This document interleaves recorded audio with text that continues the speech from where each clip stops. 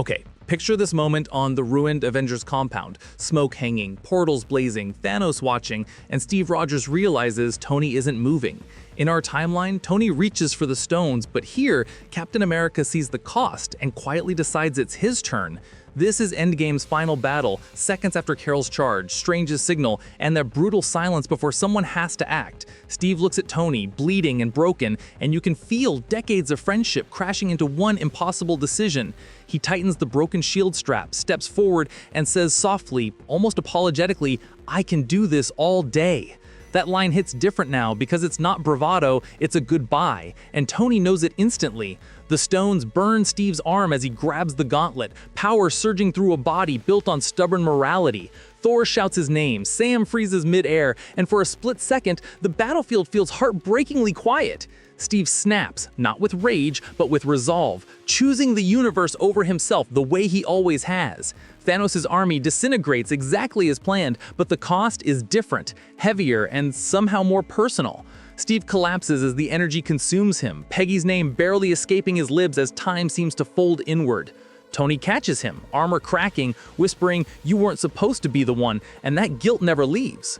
When Hulk snaps everyone back moments later, Steve is still there, barely alive, because his serum changes everything. The stones didn't kill him outright, but they shattered his future, leaving him fragile, mortal, and finally tired. This is where the timeline truly breaks because Captain America survives the snap and the world doesn't know what to do. Tony lives, but he's hollow now, forced to watch his hero pay the price he was ready to pay. And you can already feel it, this victory tastes wrong, like they saved everyone but lost their moral compass. Steve survives the night unconscious, glowing scars across his arm, while the team waits terrified for him to wake. Because if Captain America lives after snapping, the future Avengers we're promised is suddenly uncertain and painfully human.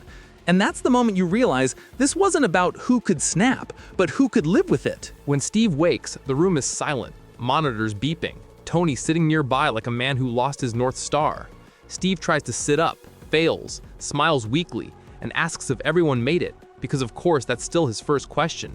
Tony nods, voice cracking, and says yes, the universe is safe, but you can tell he doesn't feel victorious at all. The serum kept Steve alive, but the stones aged him rapidly, not peacefully like canon, but violently, uneven, cruel. He's older now, bones aching, time catching up all at once, as if fate finally collected its debt. Thor can't look at him. Banner studies the readings in silence, and Sam just holds Steve's hand.